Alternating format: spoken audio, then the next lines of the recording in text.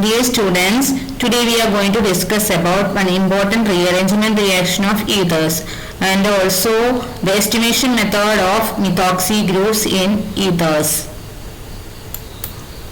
One important rearrangement reaction of ethers is Claisen rearrangement. It is a specific reaction for allyl phenyl ether. So when it is heated, when allyl phenyl ether is heated to about 200 degrees Celsius, in the presence of any catalyst, it undergoes a molecular rearrangement to give ortho-allyl phenol. The reaction is known as Claisen rearrangement. Here we have an example, simple example, allyl phenyl ether. This group is known as allyl group. CH2 double bond CH, CH2. This group is known as allyl group. So allyl phenyl ether. This group is ether group. So allyl phenyl ether is heated to about 200 degrees Celsius. In the presence of any catalyst, there will be a molecular rearrangement and we will get ortho-allyl phenol. That means this allyl group will migrate to ortho position. Then the hydrogen from the ortho position will migrate to the oxygen and we will get phenol group. So ortho-allyl phenol. So final product is ortho-allyl phenol. The either allyl phenyl ether will convert into ortho-allyl phenol. Ortho migration is here. So it is a very important rearrangement reaction of ethers, Claisen rearrangement. Let us know more about Claisen rearrangement. A detailed study of the Claisen rearrangement shows the following conclusions. First one, in Claisen rearrangement, the allyl group migrates invariably to the ortho position as long as the ortho positions are not substituted. That means during the rearrangement, the allyl group migrates to the ortho position.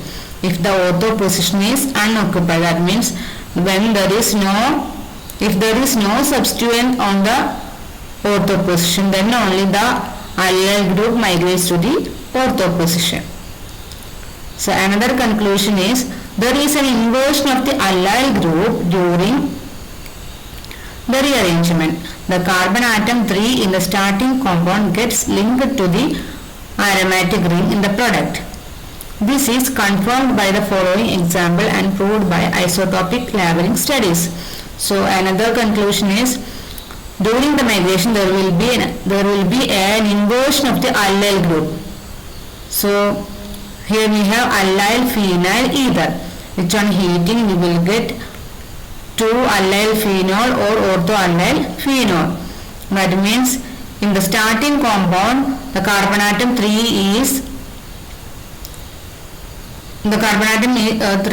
here, but in the product the carbon atom 3 is attached to the aromatic ring. That means the carbon atom 1 is not attached to the ring, carbon atom 3 is attached to the ring, means there is inversion of this allyl group in the product.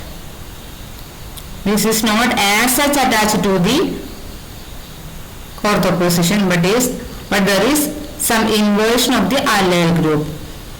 That means flipping, just inversion or flipping of the allyl group and then attaches to the ortho position.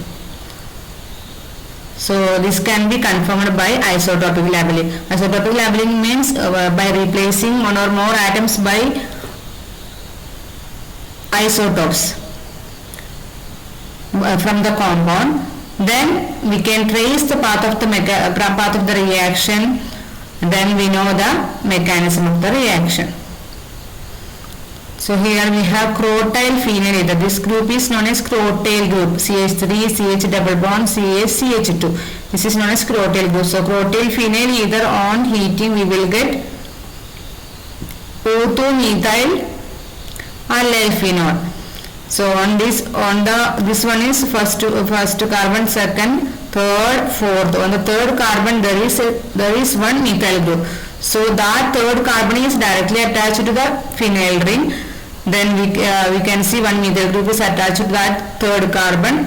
Then CH2 double bond CH2, CH double bond CH2. So there is some inversion of this allyl group. So this first carbon is not attached to this ortho position, but the third carbon is attached to this ortho position. So there is some inversion of this allyl group. So two conclusions here. One is the allyl group migrates to the ortho position if there is no any substituent. That is one condition, one conclusion. Another conclusion is there is some inversion during the rearrangement of the allyl group. During the rearrangement, there is some inversion of the allyl group. Another conclusion, that means third conclusion is when both the ortho positions of the allyl phenyl ether are occupied, the migration occurs to the para position. That means here we have an example, allyl 2,6-dimethyl phenyl ether. In this case, the two ortho position. This is the allyl group, then the ortho position to the allyl group, both the ortho positions are occupied by methyl group. When this compound is heated, then the allyl group will migrate to the para position because the ortho positions are occupied. So here you can see the allyl group is migrate to para position, and we will get 4-methyl 2,6-dimethyl phenol. So when both ortho positions are occupied, the allyl group will migrate to the para position. Then fourth conclusion, when the rearrangement is studied using mixtures of allyl phenyl ethers, no cross products are obtained, indicating that the mechanism is intramolecular. When we take mixtures of allyl phenyl ethers, we will not obtain cross products. We will get only the product obtained through intramolecular rearrangement. Let us see the intramolecular rearrangement. Here we have the intramolecular rearrangement mechanism for Claisen rearrangement. So this is allyl phenyl ether. So by shifting this electron pair to this CO bond, then that means this bond will break. Then this electron pair will shift to this carbon atom. Then this electron pair will shift to this CC bond. Then we will get a structure like this. Then the carbon atoms are labeled like a alpha, beta, gamma.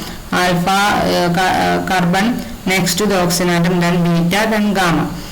So we will get a structure like this with a CO double bond. Then this hydrogen atom on ortho position will that bond will shift to this CC bond. Then this electron pair will shift to this oxygen atom. Then we will get O minus. To O minus, this H plus will attack. That means this electron pair will shift to this, so that hydrogen will become H plus. So that H plus will attack onto this oxygen atom O minus.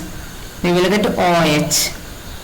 So final product, in the final product we will have an OH group. Then next to that, on the ortho position, we have an allyl group. In the starting compound, the structure was like this: alpha, beta, gamma. Then in the final product, gamma carbon is attached to the ortho position. So there is an inversion of the allyl group. Not the alpha carbon is directly attached to the ortho position. The gamma carbon is directly attached to the ortho position. That's about the mechanism of Claisen rearrangement. This is intramolecular rearrangement, means within rearrangement occurs within the molecule. So there is no rearrangement from the outer side, or rearrangement within the molecule occurs during the rearrangement mechanism. Now let us know another important estimation method of methoxy groups in ethers, that is Wiesel's method of estimation of methoxy groups in ethers. The estimation is based on the reaction of compounds containing methoxy group. Methoxy group means OCH3 group with concentrated hydroiodic acid to give methyl iodide, which quantitatively reacts with alcoholic silver nitrate to give silver iodide. The precipitate of silver iodide is collected, washed, dried and weighed. So first we have to treat the methoxy ether. The ether which contains the methoxy group have to treat with concentrated hydrochloric acid. Then we will get methyl iodide and alcohol. That means this hydrogen will attack on this oxygen and we will get an alcohol, and this iodine will attack on this CH3 and we will get methyl iodide. Then which one for the treatment with silver nitrate solution? We will get silver iodide and methyl nitrate. So this silver iodide precipitate is collected, washed, dried and weighed. From the silver iodide precipitate we can measure how many methoxy groups are there present in the ether.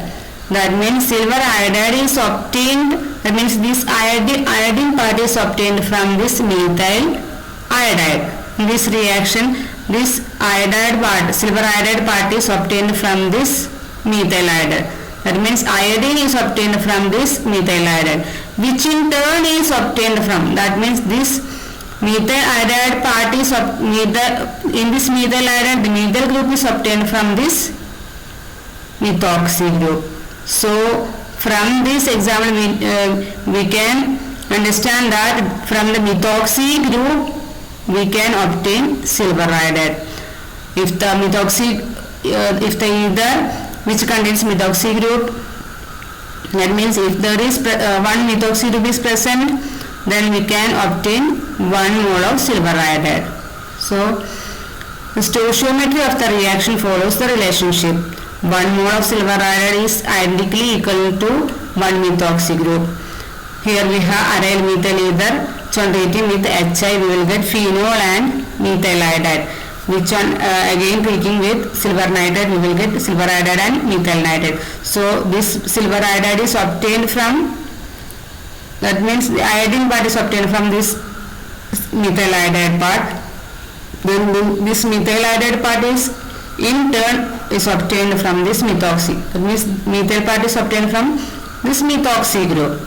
So 1 mole of silver iodide is identically equal to 1 methoxy group. So the number of moles of silver iodide obtained starting with 1 mole of the starting compound gives the number of methoxy group. That means if we take 1 mole of the starting compound and we obtain 1 mole of silver iodide, that means the reacting compound contains only 1 methoxy group. Our aim is to determine how many methoxy groups are present in the starting compound. That is Lewis method of estimation of methoxy group. So if we treat like this and we obtain silver iodide and when we wash, dried and weighed, we know how many moles of silver iodide are obtained. So usually we expect 1 mole of silver iodide is identically equal to 1 methoxy group. That means we expect 1 mole of silver iodide from 1 mole of methoxy group. So if we obtain 2 moles of silver iodide, means the starting compound contains 2 methoxy groups. So that is about this method of estimation of methoxy group. This is very important. This method usually asks in your examination. So this method usually we use for the determination of number of methoxy groups present in a ether compound. So here we determine the weight of silver iodide and then we determine the number of methoxy groups based on the weight of silver iodide. Now let us calculate the number of methoxy groups present in the compound based on the following equations. The stoichiometry of the reaction follows the relationship. We know that 1 mole of silver iodide is identically equal to 1 methoxy group. So the number of moles of silver iodide obtained starting with 1 mole of the compound gives the number of methoxy groups that we already discussed. So here we have the equations.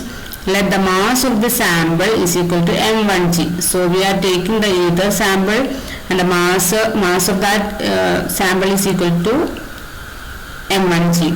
The mass of silver iodide obtained from this we obtain by treating the ether with Hi followed by silver nitrate, we will get silver iodide. Then the mass of silver iodide obtained is equal to m2g. Then molecular mass of the sample is equal to m capital M g mole, g capital M gram per mole. Then molecular mass of silver iodide is equal to 234 gram per mole. Then molecular mass of OCH simply 31 gram per mole by adding the molecular weight of oxygen, carbon and 3 hydrogen atoms. Then m1 by m, if we know the mass of the sample and molecular mass of the sample, we can calculate the number of moles by dividing the mass with molecular mass. So m1 by m moles of the compound gives m2 by 234 moles of silver iodide. So from this sample we will get silver iodide. In this case here we will get silver iodide.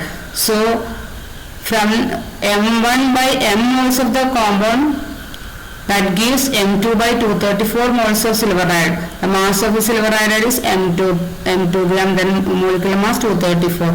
So by dividing the mass with this molecular mass, we will get the number of moles of silver iodide. So which is identically equal to m2 by 234 moles of methoxy group.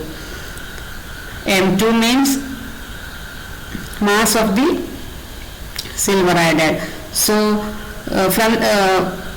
this is because 1 mole of silver iodide is identically equal to 1 methoxy group. So this much moles of silver iodide is identically equal to m2 by 234 moles of methoxy group.